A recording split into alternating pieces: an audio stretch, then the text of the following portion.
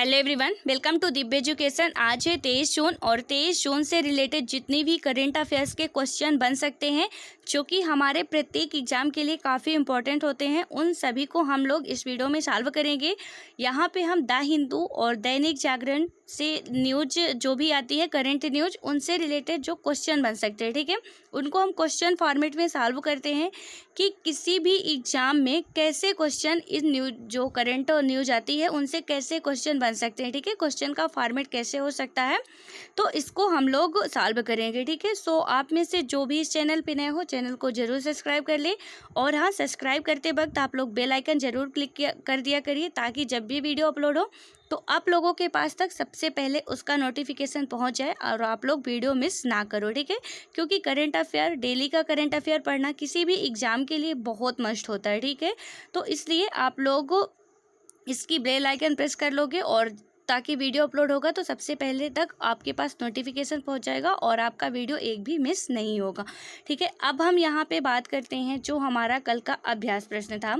तो कल के अभ्यास प्रश्न की बात करें तो इसमें बात की गई थी कि FSSAI द्वारा हाल ही में जारी राज्य खाद्य सुरक्षा सूचकांक 2019-20 के संदर्भ में निम्न कथनों में से कौन सा या से कथन सत्य है, ठीक है। तो इसमें जो राज्य खाद्य सुरक्षा सूचकांक जारी किया गया है 2019-20 के संदर्भ में, तो इनमें से 3 स्टेटमेंट दिए हुए हैं जिनमें से हमको इसके संदर्भ में क्या बातें सही कही गई हैं, क्या गलत, वो बताना है, ठीक है। तो यहाँ पे यदि हम पहले इस स्टेटमेंट की बात करते हैं तो पहला स्टेटमेंट है कि इस सूचकांक में गुजरात, तमिलनाडु और महाराष्ट्र शीर्ष पर है। तो पहला स्टेटमेंट बिल्कुल राइट हो जाएगा क्योंकि गुजरात, तमिलनाडु और महाराष्ट्र शीर्ष स्थान पर है, ठीक है। सॉरी, देन उसके बाद हम बात करें तो FSSAI द्वारा जारी ये दूसरा राज्य खाद्य सुरक्षा सूचकांक है, तो इसका ये भी स्टेटमेंट बिल्कुल राइट हो जाएगा। फिर उसके बाद हम थर्ड स्टेटमेंट की बात करते हैं तो FSSAI यानी कि food safety and security authority of India का संक्षिप्त रूप है, तो इसका थर्ड स्टेटमेंट जो है वो गलत हो जाएगा, ठीक है। यहाँ पे सिक्योरिटी नहीं होगा, स्टैंडर्ड होगा, ठीक है। तो यहाँ पे आप लोग मतलब छोटी छोटी बातों का ध्यान रखना इसीलिए काफ़ी इंपॉर्टेंट होता है कि यदि हम वो अच्छे सावधानी से किसी भी क्वेश्चन को नहीं पढ़ते तो हमसे ऐसे तरह छोटी सी गलती में हम मिस्टेक कर सकते हैं, ठीक है, यानी कि बहुत बड़ी गलती कर सकते हैं इस छोटी सी मिस्टेक से, ठीक है। तो यहाँ पे आपको ध्यान रखनी है। तो यहाँ पे इसका जो फुल फॉर्म होगा वो क्या होगा, food safety and standards authority of India. Atul ji ने इसका बिल्कुल राइट आंसर दिया था, हालांकि यहाँ पे ऑप्शन थोड़ा मिस्टेक हो गए हैं, यहाँ पे 1 और 2 होना चाहिए था बट 1 और 3 है। सो यहाँ पे आप याद रखो कि इसके पहला और दूसरा स्टेटमेंट राइट है, देन इसका थर्ड स्टेटमेंट रॉन्ग है, ठीक है। अब इसकी व्याख्या की यदि हम बात करते हैं तो भारतीय खाद्य सुरक्षा और मानक प्राधिकरण यानी कि FSSAI ने हाल ही में राज्य खाद्य सुरक्षा सूचकांक 2019-20 जारी किया था। यह खाद्य सुरक्षा पर दूसरा सूचकांक था, ठीक है। इस सूचकांक में बड़े राज्यों की सूची में गुजरात पहले, तमिलनाडु दूसरे और महाराष्ट्र तीसरे स्थान पर है। छोटे राज्यों में गोवा पहले स्थान पर रहा, इसके बाद मणिपुर और मेघालय रहे। केंद्र शासित प्रदेशों में चंडीगढ़, दिल्ली, अंडमान द्वीप समूह ने शीर्ष स्थान हासिल किया है, राइट। देन अब नेक्स्ट क्वेश्चन की बात करें जो कि आज का हमारा पहला क्वेश्चन है कि भारतीय रिजर्व बैंक यानी कि RBI ने PMC बैंक पर प्रतिबंध कितने दिनों के लिए बढ़ा दिया है। तो ए में है 6 माह, बी में है 10 माह और डी में है 11 माह, सी में है 11 माह और डी में है 8 माह। तो इसका राइट आंसर हो जाएगा 6 माह। इसकी व्याख्या की यदि हम बात करें तो भारतीय रिजर्व बैंक यानी कि RBI ने PMC बैंक पर लगे प्रतिबंध को 6 माह के लिए बढ़ा दिया है। वहीं ग्राहकों को राहत देते हुए कैश निकालने की लिमिट बढ़ा दी है।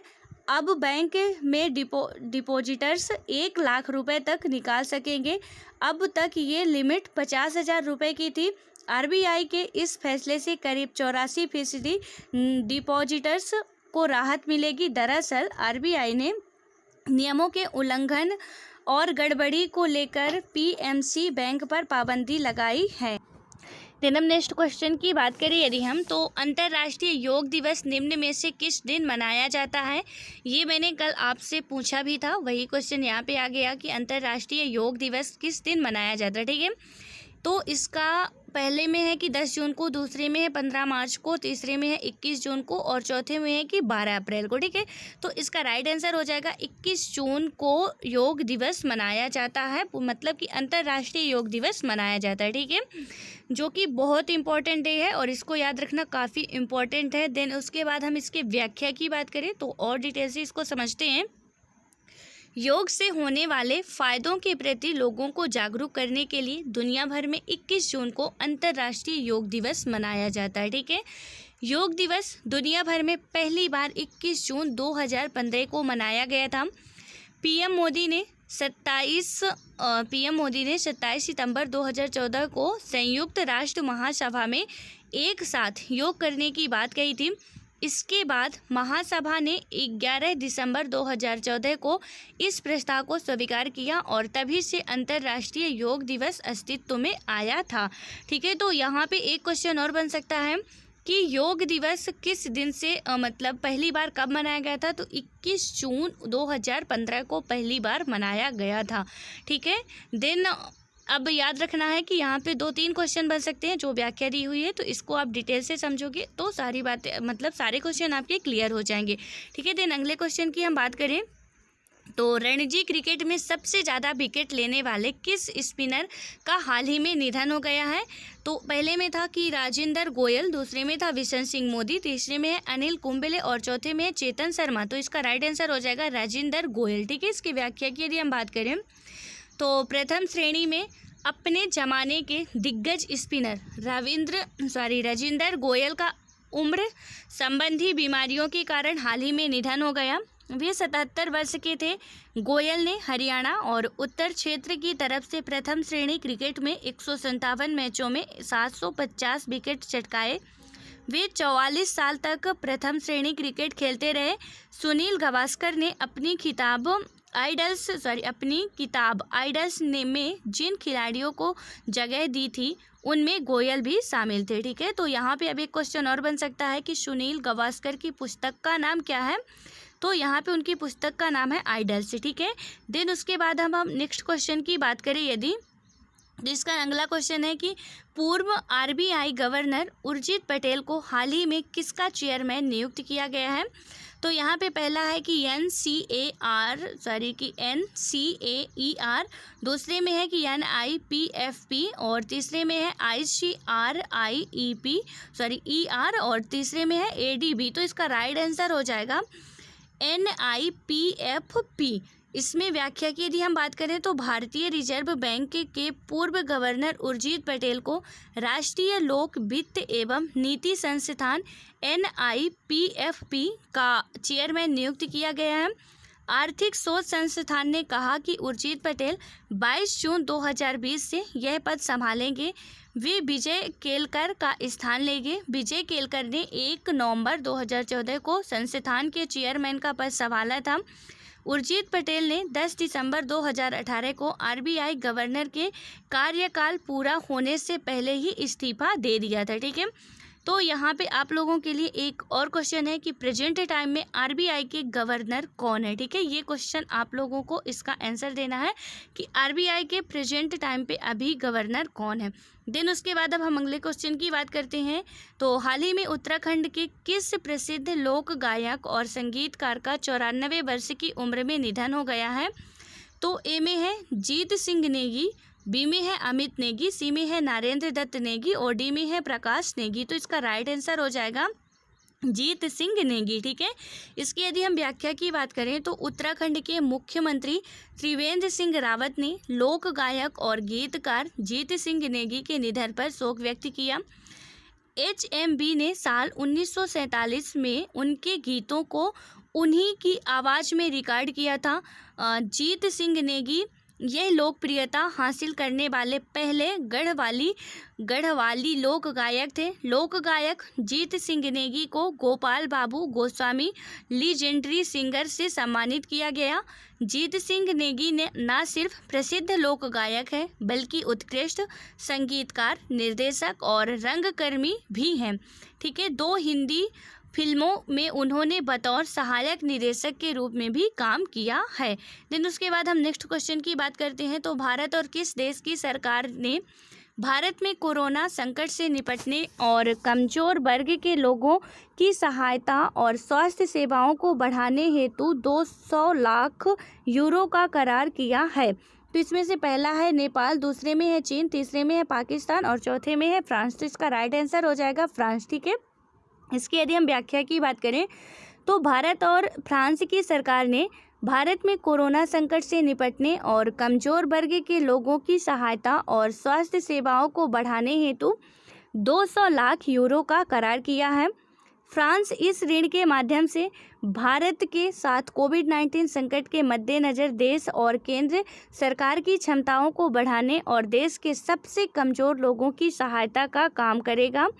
इसके लिए विश्व बैंक द्वारा भारतीय अधिकारियों के सहयोग से कार्य योजना बनाई गई है, जिसका लक्ष्य भारत सरकार के मौजूदा सामाजिक सुरक्षा उपायों और अनुकूलन बनाना है। ठीक है, देन नेक्स्ट क्वेश्चन की बात करें यदि हम, तो इसका अगला क्वेश्चन है कि विश्व शरणार्थी दिवस निम्न में से किस दिन मनाया जाता है। तो इसको हालांकि हमने कल भी क्वेश्चन को सॉल्व किया था। देन यहाँ पे बात करते हैं तो यहाँ पे इसका पहला है 20 जून, दूसरा है 10 मार्च और तीसरा है 12 अप्रैल और चौथा है 15 जून। तो इसका राइट आंसर हो जाएगा 20 जून को। ठीक है, जो वर्ल्ड रिफ्यूजी डे मनाया जाता है वो 20 जून को मनाया जाता है। इसके बाद इसकी व्याख्या की बात करें हम तो विश्व शरणार्थी दिवस प्रत्येक वर्ष 20 जून को मनाया जाता है। यह दिवस दुनिया भर में शरणार्थियों की स्थिति के बारे में जागरूकता बढ़ाने के लिए समर्पित है। इस दिन का उद्देश्य शरणार्थियों की दुर्दशा पर ध्यान आकर्षित करना है। इस दिन संयुक्त राष्ट्र शरणार्थी एजेंसी यानी कि UNRA को शरणार्थियों के लिए संयुक्त राष्ट्र उच्च आयुक्त के रूप में भी जाना जाता है, जो विभिन्न कार्यक्रमों की मेजबानी करता है और अपने अभियान के लिए विषय की घोषणा भी करता है। राइट, देन नेक्स्ट क्वेश्चन की हम बात करें तो किस राज्य के सहारनपुर में 50 लाख साल पुराना स्टेगोडान प्रजाति के हाथी का जीवाश्म मिला है। तो इसमें से पहला हो जाएगा बिहार, दूसरा हो जाएगा उत्तर प्रदेश, तीसरा हो जाएगा झारखंड और चौथा हो जाएगा पंजाब। तो इसका राइट आंसर होगा उत्तर प्रदेश। ठीक है, इसकी व्याख्या की बात करें तो उत्तर प्रदेश के सहारनपुर में 50 लाख साल पुराना स्टेगोडान प्रजाति के हाथी का जीवाश्म मिला है। इस प्रजाति के हाथी अब विलुप्त हो चुके हैं। शिवालिक वन प्रभाग के सहारनपुर वन क्षेत्र में सर्वेक्षण के दौरान यह सफलता मिली है। जीवाश्म के अध्ययन के बाद Wadia institute of Himalayan geology Dehradun के वैज्ञानिकों ने दावा किया है कि यह जीवाश्म 50 लाख वर्ष से अधिक पुराना तथा स्टेगोडान प्रजाति के हाथी का है। राइट, नेक्स्ट क्वेश्चन की बात करें हम तो हाल ही में दक्षिण एशिया में आर्थिक कूटनीतिक संबंधों के चलते चीन द्वारा देश से चीन में निर्यात होने वाले सामान पर 97% टैरिफ छूट देने की घोषणा की गई है। तो यहाँ पे हो जाएगा पहला भारत, दूसरे में है अमेरिका, तीसरे में है नेपाल और चौथे में है बांग्लादेश।